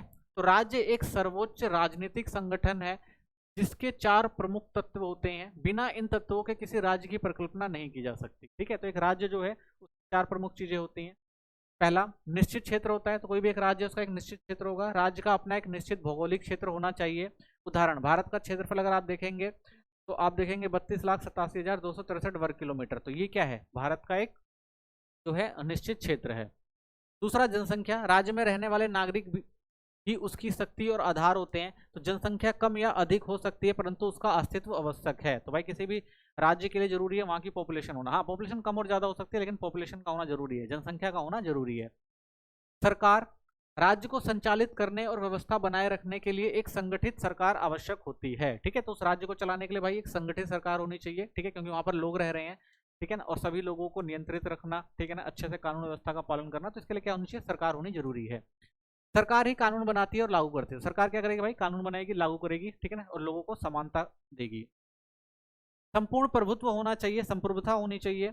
राज्य के पास आंतरिक और बाह्य मामलों में सर्वोच्च अधिकार होने चाहिए। तो उस राज्य के पास भाई अपने अधिकार हैं कि मुझे देश के अंदर क्या करना है और देश के बाहर क्या रणनीतियां बनानी है, किससे कैसे संबंध बनाने हैं, ये उस देश की जो सरकार है उसके पास सारे नियंत्रण होने चाहिए। ये किसी अन्य राज्य के अधीन नहीं हो सकते, ठीक है। यानी कोई और राज्य जो है वो अपना वर्चस्व जो है उस पर ना चलाता हो, ठीक है, वो अपनी मर्जी के मालिक हो, जो भी वो अपने देश से संबंधित जरूरी चीजें उन्हें करने का जो है अपना हक रखते हो। शिक्षा सामाजिक स्थिरीकरण के मुख्य अधिकर्ता के रूप में कार्य करती है, स्पष्ट कीजिए। ठीक है, तो नेक्स्ट क्वेश्चन हमारा ये है, शिक्षा केवल ज्ञान अर्जन की प्रक्रिया नहीं है, यानी शिक्षा जो हमें केवल ज्ञान नहीं देती, बल्कि यह समाज में सामाजिक स्तरीकरण जो है उसको बनाए रखने और बदलने में महत्वपूर्ण भूमिका निभाती है। तो सामाजिक जो स्तरीकरण है भाई, उसको बदलने, यानी अगर समाज में किसी को एक दर्जा मिला हुआ है कि भाई आपका सामाजिक दर्जा यही है, आप इस वर्ग से आते हैं, आप गरीब हैं तो गरीब ही रहेंगे, लेकिन अगर आप शिक्षित हो जाते हैं तो क्या कर सकते हैं, अपना स्तरीकरण बदल सकते हैं, यानी समाज में आप क्या कर सकते हैं, अपने आप को, अपनी भूमिका को जो है वो बदल सकते हैं और बदल के जो है समाज में एक अच्छा दर्जा हासिल कर सकते हैं। तो शिक्षा क्या करती है भाई, केवल ज्ञान अर्जित नहीं करवाती, बल्कि आपको समाज में एक दर्जा भी देती है। तो शिक्षा की भूमिका सामाजिक स्तरीकरण में देखें तो सबसे पहले जीवन पर्याप्त प्रक्रिया है। शिक्षा औपचारिक और अनौपचारिक दोनों संस्थाओं के माध्यम से व्यक्ति को संस्कृत करती है, यानी कुछ शिक्षाएं आपने देखी होंगी जो आपको मिलती हैं औपचारिक रूप से, और कुछ जो होती हैं वो मिलती हैं अनौपचारिक रूप से। ठीक है, और ये दोनों क्या करते हैं, एक व्यक्ति को जो है संस्कृत करती हैं, यानी उसके जो व्यवहार में जो है वो परिवर्तन लेकर आती हैं। ठीक है, आर्थिक अवसरों का निर्धारण, तो अच्छी शिक्षा पाने वाले व्यक्ति को बेहतर नौकरी और ऊंचे पद मिलते हैं, जबकि अशिक्षित व्यक्ति पिछड़ जाते हैं। शिक्षा के माध्यम से निम्न वर्ग के लोग भी अच्छा पद प्राप्त कर सकते हैं। ठीक है, अगर आप शिक्षित हैं तो आप समाज में भाई अपने दर्जे को उठा सकते हैं, अगर आप निम्न वर्ग से आते हैं तो एक अच्छी शिक्षा आपको आर्थिक संपन्नता देती है और आपका स्टैंडर्ड जो है वो बदल जाता है। ठीक है, तो हम देख रहे हैं भाई शिक्षा के स्तरीकरण की बात करें तो दो चीज, एक जीवन पर्याप्त प्रक्रिया होती है, यानी निरंतर चलती रहती है, औपचारिक और अनौपचारिक रूप से आपको शिक्षा मिलती है। ठीक है, औपचारिक की अगर बात करें तो औपचारिक जो आप स्कूल विद्यालयों में पढ़ते हैं, अनौपचारिक जो आप माता पिता से सीखते हैं। वहीं जब हम आर्थिक अवसरों का निर्धारण करती है शिक्षा हमारे लिए, यानी क्या होता है, व्यक्ति को एक बेहतर जीवन देने के लिए प्रोत्साहित करती है। लोग क्या करते हैं भाई, शिक्षा ग्रहण करके अच्छे पद हासिल कर सकते हैं, जिससे उनका जीवन स्तर अच्छा होता है और समाज में अच्छा दर्जा भी मिल जाता है। श्रम का आर्थिक विभाजन, आधुनिक समाज में श्रम का बंटवारा शिक्षा पर आधारित होता है। ठीक है, आज भी आप देखेंगे भाई जो जितना ज्यादा शिक्षित है उसको उतनी अच्छी पोस्ट मिलती है और उस तरह का उसे काम मिलता है।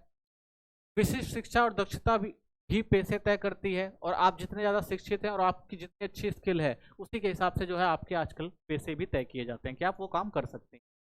शैक्षिक संस्थाओं में वर्ग और जाति का प्रभाव, अनेक बार जाति और वर्ग शिक्षा प्राप्त करने के अवसरों को प्रभावित करते हैं। तो पहले के टाइम में आप देखते थे भाई कई जगह ऐसा होता था कि जो जाति और वर्ग था वो ज्यादातर शिक्षा को प्रभावित करता था, लेकिन आज अगर आप देखेंगे भाई जाति व्यवस्था तो धीरे धीरे खत्म हो गई है, लेकिन आज भी देखेंगे भाई वर्ग जो है वो शिक्षा को थोड़ा प्रभावित करती है, यानी जो अच्छे वर्ग से आते हैं वो ज्यादा अच्छी शिक्षा ग्रहण कर पाते हैं, लेकिन जो गरीब हैं उनको शिक्षा नहीं मिल पाती।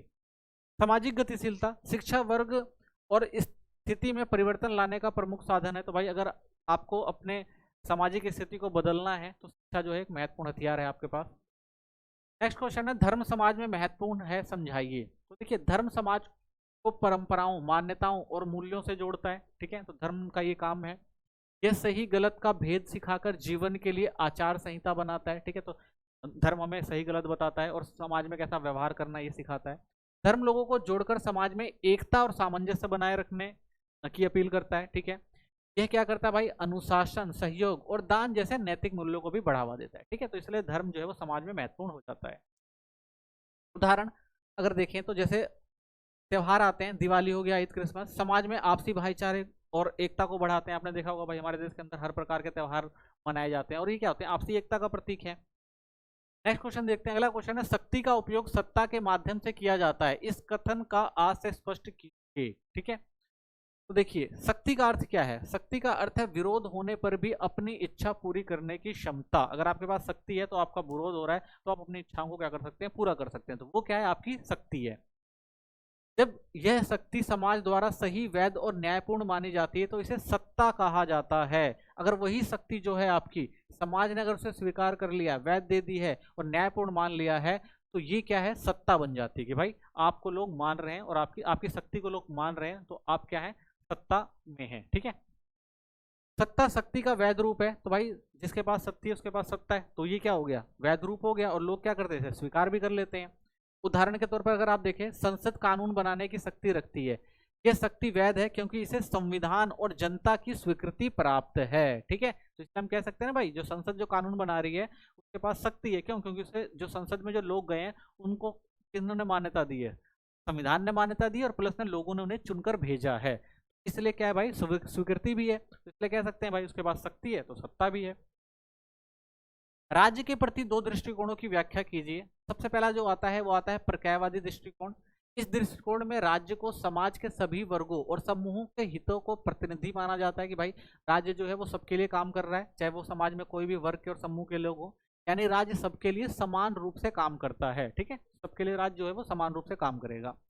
उदाहरण, प्रत्ययवादी सोच के अनुसार सरकार शिक्षा स्वास्थ्य जैसी योग्यताएं सबके लिए बनाती है। ठीक है, तो ये क्या सोच है, ये प्रत्ययवादी दृष्टिकोण है। दूसरा संघर्षवादी दृष्टिकोण आता है। यह दृष्टिकोण, इस दृष्टिकोण में राज्य को समाज के शक्तिशाली और प्रभावशाली वर्गों का प्रतिनिधि माना जाता है, यानी राज्य अमीर या ताकतवर लोगों के हितों को ज्यादा महत्व देगी इसके अंदर। ठीक है, तो इसमें सबको समान अवसर नहीं दिया जाता। उदाहरण, संघर्षवादी सोच के अनुसार सरकार कभी कभी बड़े उद्योगपति और ताकतवर वर्गों को ज्यादा लाभ पहुंचाती है। ठीक है, तो इसे क्या कहा जाता है, संघर्षवादी दृष्टिकोण। नेक्स्ट क्वेश्चन आपका, आधुनिक समाज में आर्थिक व्यवस्थाओं के विशिष्ट लक्षणों का उल्लेख कीजिए। ठीक है, तो आधुनिक समाज में आर्थिक व्यवस्थाओं के विशिष्ट लक्षण क्या है ये देखते हैं। सबसे पहला, आज बहुत कम लोग खेती में लगे हुए हैं, तो ये बदलाव आप देख रहे हैं भाई, अब लोग खेती उतना नहीं करते जितना पहले करते थे। खेती में भी मशीनें और उद्योग का प्रयोग बढ़ गया है, ये भी आपको देखने को मिलता है। अधिकतर काम मशीनों से होने लगे हैं। व्यापार और उत्पादन का मुख्य उद्देश्य अब केवल लाभ कमाना रह गया है। ठीक है, खेती में रासायनिक उर्वरकों और दवाओं पर निर्भरता बढ़ गई है। ठीक है, तो ये क्या देख रहे हैं आप कि भाई अब क्या हो रहा है, आधुनिक समाज में जो अर्थव्यवस्था संबंधी चीजें हैं उनमें आप बदलाव देखते हैं। उदाहरण अगर आप देखेंगे, आज किसान ट्रैक्टर और आधुनिक मशीनों से खेती करते हैं और बड़ी कंपनियां लाभ के लिए व्यापार करती हैं। ठीक है, तो ये सारी चीजें आज के समाज में आपको देखने को मिलती है। तो इसलिए हम कह सकते हैं भाई आधुनिक समाज में अगर आप देखेंगे आर्थिक व्यवस्थाओं के जो है विशिष्ट लक्षण है, यानी लोग अब क्या काम कर रहे हैं, लोग भाई अपने फायदे के लिए काम कर रहे हैं, जहां पे ज्यादा फायदा है उस चीज को लोग देखते हैं। नेक्स्ट चैप्टर देखते हैं, अगला चैप्टर नंबर 4 है हमारा, और इसका फर्स्ट जो इंपॉर्टेंट क्वेश्चन बनता है वो है संस्कृति शब्द पर विस्तार पूर्वक चर्चा कीजिए। ठीक है, तो देखिए संस्कृति किसी समाज या समूह की साझा मान्यताओं, मूल्यों, परंपराओं, रीति रिवाजों और व्यवहारों का संगठित रूप होता है। तो कोई भी एक समाज है भाई, तो उसकी संस्कृति क्या होती है, उसके जो भी मान्यताएं होती हैं, उसके मूल्य होती है, उसकी परंपराएं होती है, उसके व्यवहार होते हैं, वही क्या होती है, उस व्यक्ति या उस समाज की जो होती है संस्कृति होती है। तो यह व्यक्ति के सोचने, बोलने, व्यवहार करने के तरीकों को प्रभावित करती है। तो जो व्यक्ति है या कोई भी एक समूह है किसी संस्कृति से जुड़ा हुआ है, तो जब वो आपके सामने बात करेगा या बोलेगा या कोई भी व्यवहार करेगा तो संस्कृति से वो प्रभावित होगा और उसी की तरह क्या करता है, वो बिहेव करता है। तो संस्कृति की विशेषताएं क्या होती हैं, सबसे पहले आप देखेंगे इसमें सामूहिकता होती है। संस्कृति व्यक्तिगत ना होकर सामूहिक होती है। ठीक है, तो संस्कृति किसी एक व्यक्ति को नहीं कह सकते कि भाई किसी एक व्यक्ति अगर कोई चीजें कर रहा है, कोई व्यवहार कर रहा है, कोई उसकी मान्यता है, तो वो संस्कृति बन जाती है। संस्कृति आपको हमेशा सामूहिक तौर पर देखने को मिलेगी। तत्वों का संग्रह, इसमें आपको क्या देखने को मिलेगा भाई, भाषा, कला, परंपरा, साहित्य, धार्मिक विश्वास और सामाजिक मापदंड। ठीक है, तो ये सारी चीजें जो है आपको संस्कृति पर देखने को मिलती हैं। सीखने की प्रक्रिया होती है ये। संस्कृति जन्मजात नहीं होती बल्कि सामाजिक अंतःक्रिया और अनुभव के माध्यम से सीखी जाती है। तो संस्कृति जो होती है भाई, ऐसा नहीं कि जन्म से ही आप सीख लेते हैं कि आपकी संस्कृति क्या है। आप जैसे जैसे बड़े होते हैं, एक समाज में रहते हैं, तो उसके जो भी विचार मूल्य हैं उनको समझते हैं, तो आप उस संस्कृति के साथ क्या है, जुड़ते हैं। पहचान प्रदान करती है, यह एक समूह को दूसरे समूह से अलग पहचान देती है। ठीक है, तो हर जो समूह है उसकी अलग संस्कृति होती है, जिसकी जो संस्कृति है उसके आधार पर भी लोग उसे जानते हैं। गतिशीलता, संस्कृति स्थिर नहीं रहती है, समय और परिस्थितियों के अनुसार बदलती है और विकसित होती है। तो संस्कृति भाई कभी जो संस्कृति है वो हमेशा स्थिर नहीं रहेगी, वो बदलेगी। एक संस्कृति अगर दूसरे संस्कृति से मिलती है तो कई बार वो दूसरे की संस्कृति को भी अडॉप्ट कर लेती है। ठीक है, तो परिस्थितियों के साथ कई बार आप देखेंगे संस्कृति में चेंज आता है, तो इसलिए गतिशील होती है। निरंतरता, संस्कृति पीढ़ी दर पीढ़ी स्थानांतरित होती है, इससे सामाजिक जीवन में निरंतरता बनी रहती है। ठीक है, तो आप देखेंगे भाई संस्कृति जो होती है वो पीढ़ी दर पीढ़ी, यानी जो आपकी संस्कृति है आने वाली पीढ़ी उस संस्कृति को अडॉप्ट करते हैं, तो इस तरह से उसमें निरंतरता बनी रहती है। ठीक है, संस्कृति के संज्ञानात्मक और मानकीय पक्षों का उल्लेख कीजिए। ठीक है, तो सबसे पहले देखते हैं हम संज्ञात्मक पक्ष। इसमें लोगों की क्या होती है, सोच, विश्वास, मूल्य और ज्ञान आते हैं। ठीक है, तो अगर हम संज्ञानात्मक पक्ष की बात करेंगे तो इसमें क्या देखा जाएगा, जो लोग हैं उनकी सोच क्या है, विश्वास क्या है, मूल्य क्या है, ज्ञान क्या है। यह बताता है कि लोग दुनिया को कैसे देखते हैं और निर्णय कैसे लेते हैं। ठीक है, तो ये संज्ञानात्मक पक्ष बताएगा भाई लोग दुनिया को कैसे देख रहे हैं और क्या निर्णय ले रहे हैं। तो इसमें आप देखेंगे जो आपके धार्मिक विश्वास हो गए और जो नैतिक मूल्य हो गए वो शामिल होते हैं। वहीं जब मानकीय पक्ष की बात करते हैं तो इसमें नियम, आदर्श और अपेक्षाएं शामिल होती हैं। यह तय करता है कि समाज में कौन सा व्यवहार सही माना जाएगा। ठीक है, तो ये क्या करता है भाई, आदर्श और अपेक्षाएं शामिल होती हैं। जैसे भाई बड़ों का सम्मान करना, अनुशासन का पालन करना, तो ये क्या आपका मानकीय पक्ष है। ठीक है, नेक्स्ट क्वेश्चन है हमारा, संस्कृति के भौतिक पक्ष स्पष्ट कीजिए। तो संस्कृति के भौतिक पक्ष क्या है? तो देखिए, संस्कृति का भौतिक पक्ष वे वस्तुएं हैं जिन्हें समाज बनाता और उपयोग करता है। तो भौतिक पक्ष वही है भाई जो एक समाज ने बनाया हुआ है इन वस्तुओं को और क्या कर रहा है, उनका वो इस्तेमाल कर रहा है। ठीक है, इसमें क्या आती है, मूर्त चीजें आती हैं। ठीक है, मूर्त का मतलब जिन्हें देखा जा सकता है, जैसे उपकरण हो गए, कपड़े हो गए, मकान हो गई, कला हो गई, तकनीक हो गई। तो ये सारी चीजें किसमें आती हैं? भौतिक चीजों में आती हैं।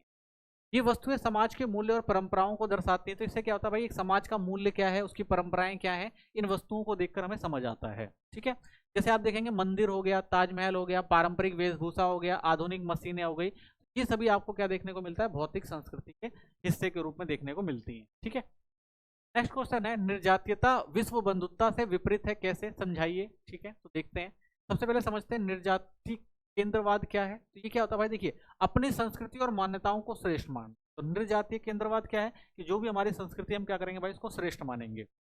वहीं जब हम विश्व बंधुत्व की बात करते हैं तो हर संस्कृति और मान्यता का आदर करना बताता है कि भाई सभी संस्कृतियां जो बिल्कुल समान है, सबको अपना महत्व है, तो सबको समान मानते हैं ये।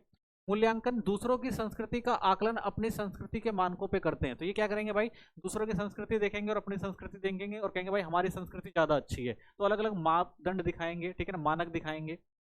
सभी संस्कृतियों को समान मानती थी, ये कहते हैं भाई सारी संस्कृतियां समान है, कोई बड़ी नहीं है, कोई छोटी नहीं है। अन्य संस्कृतियों को हीन या कमतर समझा जाता है। तो ये जो निर्जाति केंद्रवाद होता है वो क्या समझता है भाई कि हमारी संस्कृति सबसे ऊपर है और सारी की सारी जो इससे विपरीत हैं वो सारी कम है और नीची है। सांस्कृतिक आदान प्रदान और सीखने को बढ़ावा मिलता है। तो ये कहते हैं भाई, विश्व बंधुत्व बताता है कि भाई एक संस्कृति किसी ना एक दूसरे को कुछ ना कुछ सिखाती है, तो सबसे कुछ ना कुछ सीखने को मिलता है। संकीर्णता, भेदभाव और विभाजन को जन्म देता है ये। वहीं यह सहयोग, सहिष्णुता और वैश्विक शांति को प्रोत्साहन देता है। ठीक है, तो ये इन दोनों के बीच में अंतर है। नेक्स्ट क्वेश्चन है, वृद्ध परंपराएं एवं लघु परंपराएं क्या हैं। तो देखिए, वृद्ध परंपराएं क्या होती हैं? ये शिक्षित और विद्वान वर्ग द्वारा संरक्षित परंपरा है, जिसमें आप देखेंगे धर्म, शास्त्र, दर्शन, साहित्य और शास्त्रीय कला आती हैं। ठीक है, जैसे वेद हो गया, उपनिषद हो गया, शास्त्रीय संगीत हो गए। तो ये क्या है? वृहद परंपरा, यानी बड़े स्तर पर आप देखेंगे इसका आपको फैलाव देखने को मिलेगा और इसकी मान्यताएं भी आपको बड़े तौर पर दिखाई देती हैं। ठीक है, एक देश के अंदर। वहीं जो हम लघु परंपरा की बात करते हैं तो ये आम जनता और ग्रामीण समाज की परंपरा है, जिसमें लोकगीत, लोक कथाएं, लोककृत और स्थानीय रीति रिवाज शामिल होते हैं, जैसे लोकगीत, पंडावनी, क्षेत्रीय मेले। ठीक है, तो लघु परंपरा मतलब छोटी छोटी, यानी किसी एक स्थान विशेष पर इनकी मान्यताएं ज्यादा होती हैं और वो लोग इनको फॉलो कर रहे होते हैं, तो उन्हें क्या कहा जाता है? लघु परंपरा कहा जाता है। ठीक है, नेक्स्ट क्वेश्चन है हमारा, समाजीकरण के प्रमुख अभिकारणों का उल्लेख कीजिए। समाजीकरण के प्रमुख अभिकारण कौन से हैं? तो समाजीकरण वह प्रक्रिया है जिसके माध्यम से व्यक्ति समाज या सामाजिक समूह के मूल्यों, विश्वासों, मापदंडों और व्यवहारों को सीखता है, आत्मसात करता है। तो समाजीकरण क्या भाई, एक व्यक्ति किसी भी समाज में रह रहा है तो वहां के जो भी मूल्य, विश्वास है, व्यवहार है, उनको क्या करता है? सीखता है और उनको क्या करता है भाई? अपनाता है। यह व्यक्ति की सामाजिक पहचान को विकसित करने और उसे सांस्कृतिक व सामाजिक परिवेश में ढालने में सहायक होती है। तो इससे क्या होता है? व्यक्ति एक समाज में भाई रहता है और ढलने में उसको क्या होती है? समाज में आसानी होती है। तो समाजीकरण के अभिकरण दो प्रकार के होते हैं। पहला आता है आपका प्राथमिक संस्था और दूसरा आता है द्वितीयक संस्था। ठीक है, तो प्राथमिक संस्था क्या है?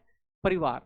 बच्चा सबसे पहले परिवार से बोलना, चलना, पहनना और सही गलत सीखता है। ठीक है, तो ये हमारी प्राथमिक संस्था है।